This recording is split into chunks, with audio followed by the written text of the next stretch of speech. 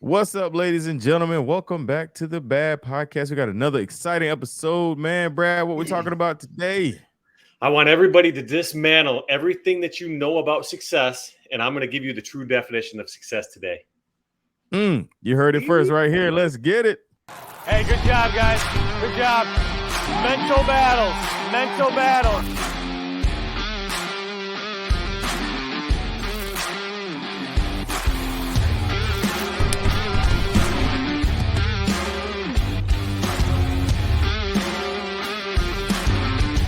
Hey, man. E2M for life, baby.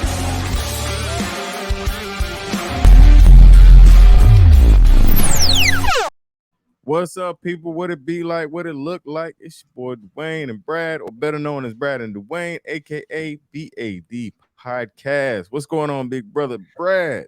How you doing, baby? Hey, we had a little draw. We had a little draw of the Super Bowl, so I guess we're cutting even. Cutting even. It was a fun game. I didn't stay up for the whole thing, man. I value my sleep, so I didn't stay up for the whole game. And but I heard it was a great game. The halftime show was lit. It was a good all around event. So, man, I'm not $20 in the hole, so all good. All good. Well, I think the lady name was Beth. She tried to collect from both of us. She was like, I saw that. Neither one of y'all won. Both of y'all paid me. I was like, nah, that's not how that works. Yeah. Trying to capitalize. Trying to capitalize, man. But speaking of our great listeners, because it's funny, she was like, I'm holding y'all accountable. That let us know she listens to the show, man. So real quick, man, I want to shout out a couple comments that we got last week. Winterwood 3692 said comparison is the thief of joy. That is very true. We did talk about comparing last week, and we talked about the grass and greener and your own crop and all of that. And then Lynn Fairband 7725 said, yes, I plant every year, and so I want my crop to thrive. That's right. I love that, Lynn. We appreciate the feedback on that. And then one more, Kathy, wondering 8928 says patience and consistency. Pay attention to your own crop. Thanks, guys. Look forward to these. So thank you guys for leaving those comments, man. We really appreciate it, and it definitely gives us a boost, man, just to know you guys are listening, and we're trying to affect you a little bit, give you a little bit stronger, a little bit of promotion, a little bit of motivation every week, man. So today, Brad is actually going to redefine success. So, Brad, let's get it. Redefinition. So, yeah, like I said right from the get-go, I want you to everybody that's listening today, I want you to dismantle everything that you know about success, how you gauge it, how you measure it, how you think of it. I want you to dismantle everything, and I want you to have an open mind for the next 10, 15, 20 minutes, all right? So everybody has their own definition of what success is. A lot of people will say success is money. Others will say success is cars. If you're physically fit, how much money you have in your bank account, who your spouse is. Everybody has their own definition of what they think success is, and a lot of those things can be measured. Now, how I look at success, and I think a lot of people can relate to this because, just recently we can use Jalen Hurts, the quarterback for the Philadelphia Eagles. I want to use him as an example. Okay, was he successful on the scoreboard? No. Okay, but you're talking about a guy that had a tough go in college. All right, didn't get a whole lot of great looks at in the NFL. Didn't have a whole lot of hype around him. Had a lot of doubt on this guy, but I think he's a very successful athlete, and I think he has a lot of success to come, and one of those measurable successes, because he is truly trying to tap into his true potential. And I think that's what success is defined as. It's the pursuit of your true potential. Okay, and let me break that down, Dwayne. Okay, so like for success for me, okay, and success for you, they may be completely different, because your true potential may be more than mine. My true potential may be more than yours. Everybody has potential at a different level, but as long as you are pursuing your true capabilities, your true potential, that is success. Okay, I like it, man. I like it. That's a strong start to the show, man. Start. Just strong start, man, for sure. And what I appreciate, and is interesting, you use Jalen Hurts as an example. I saw a video of my man Pat Mahone after And he was saying like, hey, if you guys were doubting Jalen Hurts, Saw that. before this game, like this guy showed you what he was Mhm. made of. And like we said, the success wasn't necessarily represented in the scoreboard, man, but just the tenacity and the ability to get up and be down, the ability to fumble the football and cause a score and then come back out and still have the guts and the fortitude to keep playing and actually make impactful plays, man. So, that goes right along with what you're saying, man. And I think, because a lot of times people are goal oriented, like, we're in week 8, we have the goals that of week 8, man. And so sometimes they feel like if they don't hit that mark, if their scoreboard don't reflect it, then they're not successful, man. And that's where, tapping into what you're talking about, that pursuit of that mark that you're striving towards, being, not only just a place to go towards, but you can celebrate on the way too, because you're in that whole realm of success, just striving for that mark. Yeah. And one thing that drives me nuts about an 8-week program or anything that has a time frame is time is relative to what you make it, So it takes you roughly 2 years just to walk, and walking is an everyday skill. It takes you 2 years to learn that skill, right? Right. And people will give up after 4 weeks of going all in. They'll go 4 weeks of going all in, which half the time they're not all in anyways, but they go 4 weeks and they think they're really trying to tap into that true potential, but in reality they're kind of cutting corners, and then they don't get the results that they want after 4 weeks. So what do? They take themselves out of the game. They place themselves back on the sidelines. And if you're going to place yourself on the sidelines, you're not going to pursue, you're not going to climb that mountain, you're not going to reach any grand accolades in life. I just did a live earlier and I talked about waking up each and every day and going to battle, right? So say you go 8 weeks, and you don't have the results that you want. Do you throw in all that work that you just invested, or do you wake up another day and go to war? And I think that's so straightforward. Like, okay, I'm not where I want to be today. Okay, so I'm going to take the foot off the gas, or I'm going to go to war. I'm going to go to battle for me. Like, I think that's so common sense, but so many people will say, "Oh, I'm not where I want to be. I think I'll sleep in. I think I'll take a day off." Does that make any sense, man? It doesn't, man. It doesn't. But I've been there. I've been there. Where you don't reach the goal, and it's like, oh well, just tank it all. Just I'm gonna get some cheeseburgers. I'm gonna grab a milkshake. I'm gonna sit and watch some Seinfeld reruns. Right, you push yourself even further away. I've experienced that even just in the program, because you guys know I'm client first, man. Just get the end of that 8 weeks and be happy with what you see, and then like don't quite hit everything that you set out, and then you just kind of you dive into that whole row of Oreos, man. Before you know it, one turns into 7 real quick. right. Before you know it, it's a whole sleeve, man. And the funny thing is that the thing that you do when you're in that mindset is pushing you further away. It's like you said, it's opposite of what you should be doing. When you're that close, when you're close and you miss the mark, a lot of times we revert back, and we just have to change our mind and just say, it's not all over. It's not the end of the world. Like you said, we talk going back to time. It just because it wasn't in what we thought the time frame should be, don't mean it's still not possible. Sure. There's more than 8 weeks in a year. There's more than 8 weeks in a month. I mean, no, not in a month. Not in a month. My bad. I'm not good at math. Y'all don't hold it. There's more than 8 weeks in a year.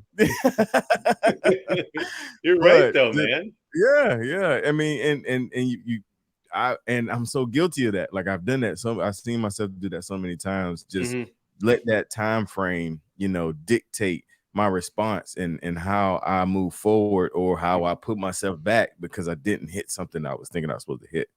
Sure. And you're talking about hitting these targets, right?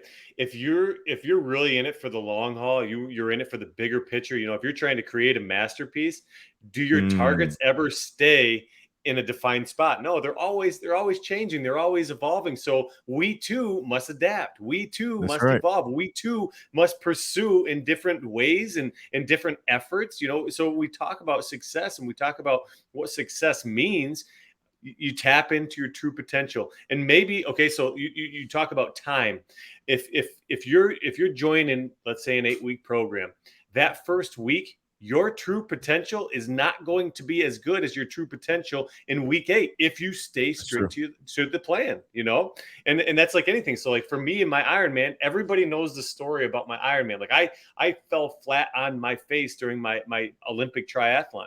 Okay, I feared my life, dude. I was out in that water getting smashed with waves. I lost my goggles. They were on the bottom of the lake. I thought I was going to join my goggles on the bottom of the lake.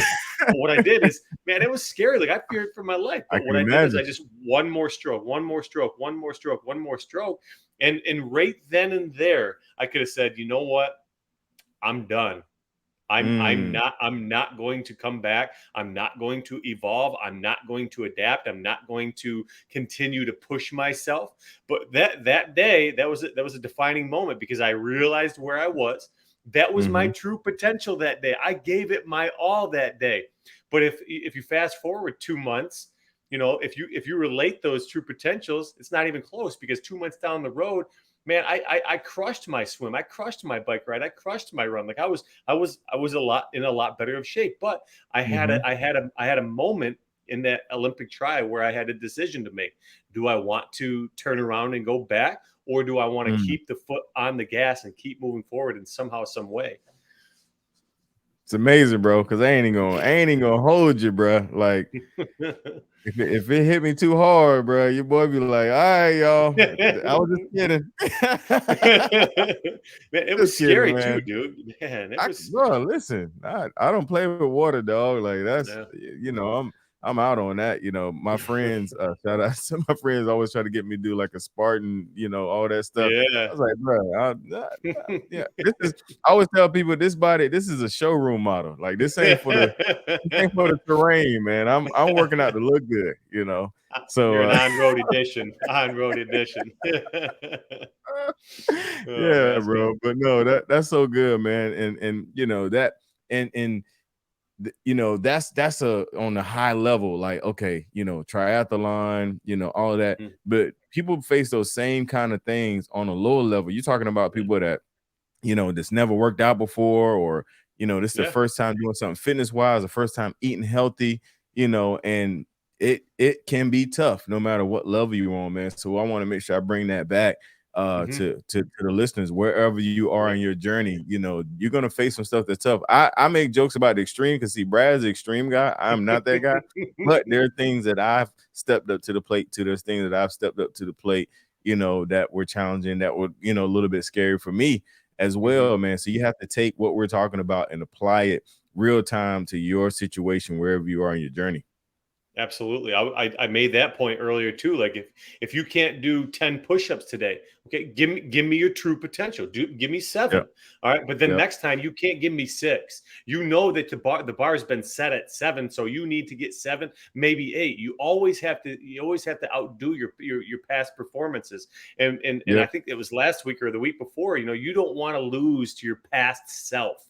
All right, you don't ever want to lose to your past self, and I think that's kind of how you create your legacy. We talk about creating a legacy. That's how you create your legacy. Is if you don't allow yourself, you don't negotiate with yourself, and you can never lose to that past self. Like if I had a limit of 5 out of 10 yesterday, I have to get 6 out of 10. And that's something that's not gifted. That's a daily commitment that you have to make to yourself. And you have to come to battle. You have to go to war for yourself. You're not going to be given things in life. You need to go out and take them, period. Legit, man. Legit. No, that 100% on that. And it's funny. You hit that right on the head because I made the post earlier, last week now, said, nobody's going to give it to you. Nobody's going to give it to you. You're going to have to go get it, and that was one of your I remember that was one of your bullet points was it's not going to be gifted, man. You have to go get it. Nobody, it's not going to be handed. Anything that's worth having, man, you have to put forth that effort, man. And so as we get ready to transition and get to that last segment. B, what you want to leave them with before we get to that last segment? It's your turn this week. Hope you're ready. Yeah, I'm ready, man. So, you talk about gifts, right? We're never going to be gifted anything in life, but I think the best gift that you can give your family and friends is being that outlier, being that person that's going to pursue your true potential on a daily basis, all right, and setting a standard. All right, I'm him. I'm that guy in my group, and we each every one of us has to be that guy, that girl in their friend circles that holds everybody to a higher standard. All right, let's wrap this thing up, Dwayne. Let's wrap this up. I see what time we got. We got to roll. You got to roll, man. So here we go. Yeah. Do you know? What's this week? Do you know? Fun fact about you, sir. Hey, you guys all know that I'm extreme. I'm Mr. Extreme, so I got a bucket list. It's 107. It's 107 things long, right? And so my top 3 bucket list items: bull riding, skydiving, and tattoo. Done all 3. I've done all 3. I rode a bull for 2.7 seconds. My brother rode for 2.9. He forever holds that over my head. I've been skydiving 4 times. I'm certified to skydive solo. I don't have to do the tandem boy anymore. I can go by myself if I want. I got 1 tattoo. I'm planning for a 2nd tattoo, but that's on the DL. All right, that's on the DL. And I think a lot of times, Dwayne, we always have to ask ourselves what's next. And what's next for me is I'm trying to publish a book. I've already written my book. I'm just going back and kind of combing it through, fine tuning it, and publishing a book is my next one. So do you know I've done some pretty rad things in life, and I'm not done. I'm never done. Yes, sir. Yes, sir. Hey, that's what's up, man. No, that's fire. The fact that you have a list and you're knocking them down, man. So salute to you on that, man. Salute to you. All right, family. Listen, we appreciate you guys listening to this show, man. We definitely thank you for the comments, the reviews, the shares. Make sure you let somebody know about the Bad Podcast, man. We are super excited to bring you this content. It is fun and we really enjoy it, man. So make sure you guys check us out. Make sure you tell your friends, your family, tag somebody, screenshot your players, tag us in your stories. Until next time, man, we are out of here.